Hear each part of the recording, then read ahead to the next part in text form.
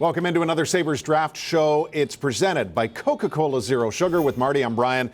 Boy, that Thursday, July 7th, could be a significant night in Sabres development history as 3 first-round picks await. We've documented what they might go after at 9, what they might go after at 16, all thanks to our media experts, and what a cast we've assembled this year to give you a few more layers on these kids. But now we're into that window of, will this pick be waiting and be taken at 28 and have a nice Thursday night in Montreal, or will be an anxious one and they'll have to wait for Friday to roll around and round 2? Yeah, so late in the first round, what's interesting is there's always those teams that want to get back into the first round. We saw the Sabres wanted to do that and pick J.J. Peterka. Luckily for them, they waited until the second round and they were able to get Peterka in a second round position, but there's going to be a lot of phone calls that Kevin Adams is going to field late in the first round from teams that want to make one more pick before the day is over. Yeah, it's really interesting because this again presents the team with an awful lot of options, and how happy might they be already with what they have snagged at 9 and at 16. So, you know, recent years we've seen guys like Beauvillier and Brady Shea, Charlie Coyle, although that feels not as recent anymore. But again, names to consider late in round 1. This one, and again, you'll add comment to this in a moment, but one of the most interesting, sad, yet now promising stories that might emerge from the first round would be a Russian forward in Ivan Miroshnichenko. He was diagnosed with Hodgkin's lymphoma this year. He has not played for a period of time. He will not play for a portion of next season. It's a humongous risk that any team is taking on in drafting him. However, if you watch him at the Under-18 World Championship last year, if you watch him at the second division in Russia this year, you see a lot of those offensive tools. He's powerful, incredibly strong. Obviously something he's going to have to build back up after he gets healthy. Risk assessment is a big part of this. But Ivan Miroshnichenko, he's what I call a bulldog goal scorer. He's going to find somehow, some way to score. He's got a determination in and around the net. He's another player that can score in multiple ways. He's going to get back into hockey form. How long is that going to take? There is some projections that he will play next year, when 2 weeks ago we didn't think that was going to be the case. But this is a really well-rounded player. Probably not going to give you the super high-end offense, but is going to be able to play with a little bit of grit. He's going to go to dirty areas. He's going to be responsible on both sides of the puck. Yet he still has the ability to shoot the puck like a pro. You know, this is a guy who was a top 5, top 10 player on talent coming into the season, and you know, due to the passport and due to the cancer, he's going to go later in the draft. It's just a reality, and I think he could potentially go in the late first, early second. He's 6'1", he's powerful, he can skate, he has an elite shot, he has great skill and hockey sense. It's just a matter of the variables around the player. Marty, perhaps the most optimistic and encouraging news that we got out of the Combine, even though Miroshnichenko was not here, was that he has been cleared to resume all his training activities, and that physically it's full speed ahead, and what we hope will be the resumption of a very promising career. Now, that doesn't mean everybody's going to jump at him late in round 1 if he's still available, but still, there's immense talent here. There's immense talent there, obviously. So this is interesting because for Miroshnichenko, tough to say, he opted out to play in the Russian second league instead of playing in juniors. So still put up some good points and was able to deal with some adversity, obviously, with the health issue at the end of the season. It put a stop to his year. But, yeah, a guy that has dealt with adversity and can definitely lean and learn from these moments. No shortage, albeit a different kind, of adversity for Brad Lambert heading into his draft year.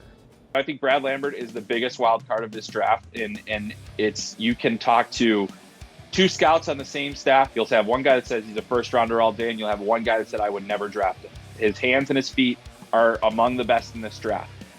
The problem is he didn't really produce this year. He hasn't progressed from where we thought he would be at this point. I think he's been a victim of his own expectations, but he's also on his 3rd team in 3 years. He was with his home club, and the numbers still didn't improve. If you're in the mood for taking a little risk, he's a high-risk, high-reward player because there are few players that skate and handle the puck like he does in this draft.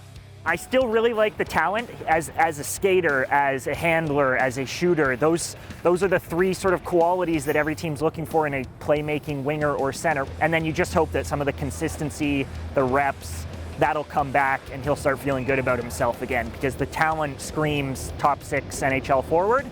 and now it's just about putting it all together. So Lambert's stock dropped actually from being 5th in European skaters at the mid-season ranking to now 10th, maybe because there was a transfer mid-season that took him from JYP to the Pelicans in La Liga in Finland, but you know that he has the pedigree and definitely has a lot of talent as well. But there's a lot of people that just continue to be fixated on the national team program, and for good reason. And Rutger Mcgrardy is a really intriguing prospect.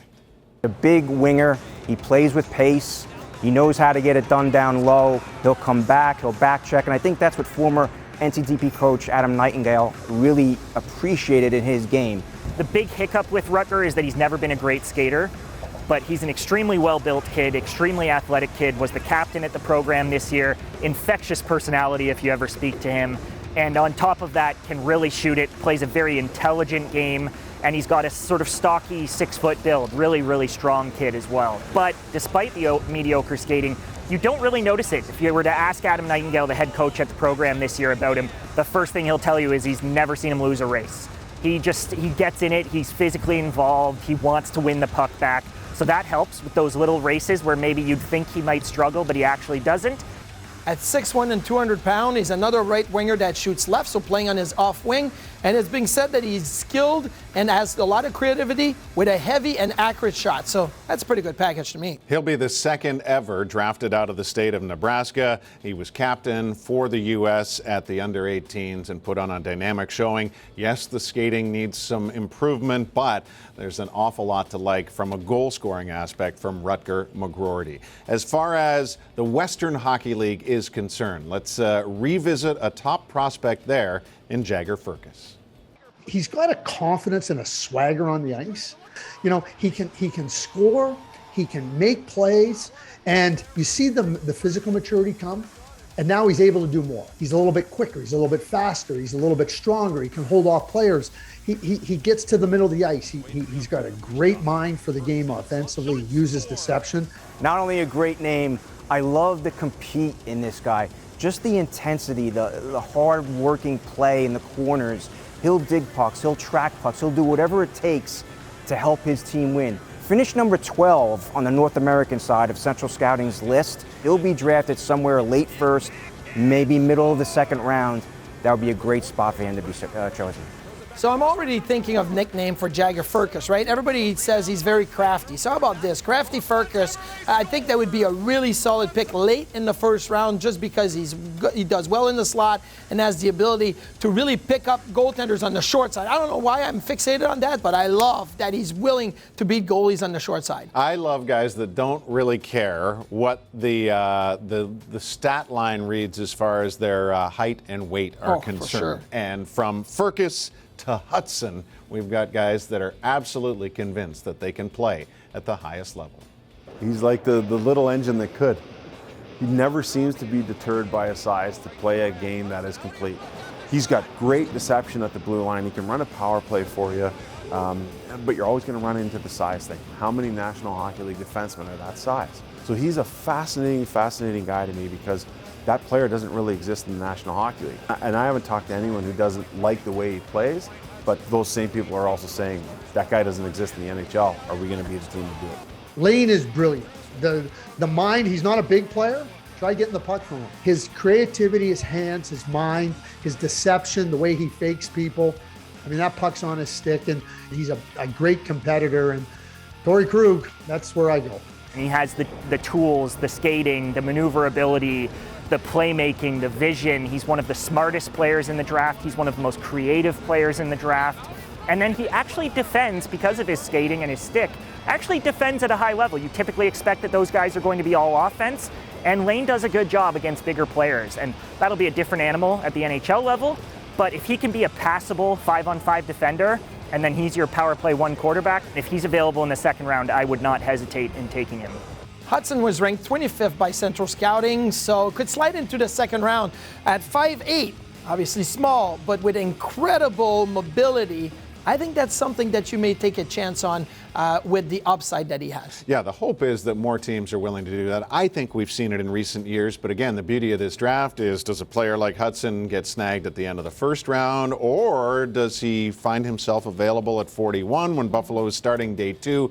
There's an awful lot of promise, I think. It may not have the wow factor of past drafts and or future drafts, but there's an awful lot, and based on volume, meaning the sheer number of picks that the Sabres have in the top 45 again this year, we'll definitely want to pay close attention to how things are falling into the Friday. And that is where ultimately you'll land a deeper sleeper. You know, our experts have done a good job of identifying guys that go on the second day of the draft. We'll offer up some of those names in our next installment of a draft preview presented by Coca-Cola Zero Sugar.